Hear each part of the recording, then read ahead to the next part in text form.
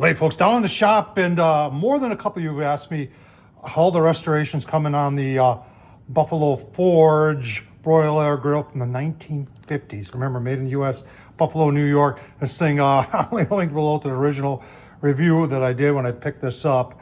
And it's now end of March, and I've had this since the first of the year. And we've been plugging away on it, folks. I'll tell you that you can see, you saw the blower before. Since the blower, I got the legs done, totally stripped, and the bottom tray done, totally stripped. There's the axle, totally done. I did find a guy on eBay that makes stickers, and he's got some of these original Buffalo Forge stickers that I'm gonna put on this grill. Side shelf, there's the part that blows up into the charcoal. Let's take a look at what's left to do, and I'm gonna show you the extent to how I'm prepping these. All right, so if you got any question whether I'm just cleaning it up a little bit and giving it a coat of paint, the answer is no.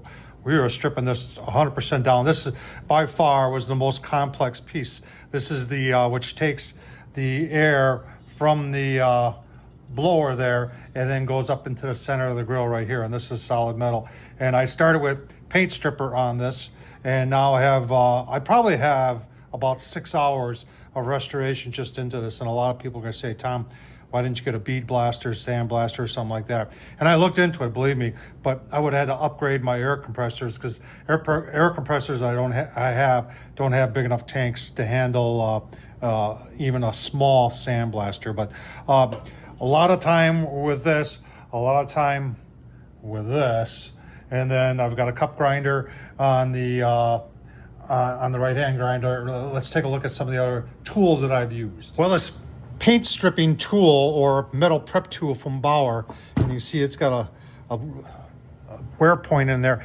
I used that on the shelf before it was like this. And I did a review on this, and actually after a while, after you learn how to use it, it works very good. And I used this on those legs, and I got all three legs down to bare metal, you know, and I had to do a little, you know, work on the drill press with the wire brush. But I think I did those in one evening. I stripped them down in maybe 2 hours, got them totally prepped, and got one coat of paint on all in the same day. That's probably about 3 hours total. So this thing, if you're ever looking, this thing works very good. And then I've got the Makita with the cup grinder on it, and I've been using the Bauer with a flap sander on it. And they have, one of you people said that this same grid is available from Bauer, and I have yet to, I gotta go looking for it. I found this one, but it don't fit. So this is what I got left. Yeah, I'm saving the hardest for last. I've got the tray here, and we're definitely going to use some chemical stripper on that and get it down, and then we're just gonna spend a lot of time, I have a feeling, with that device right there, especially on the inside, to get that all down and all the rust out. I have been finding a lot of embedded rust. It's been taking a long time. And then after that, the hardest part is trying to figure out how I'm gonna restore these wheels.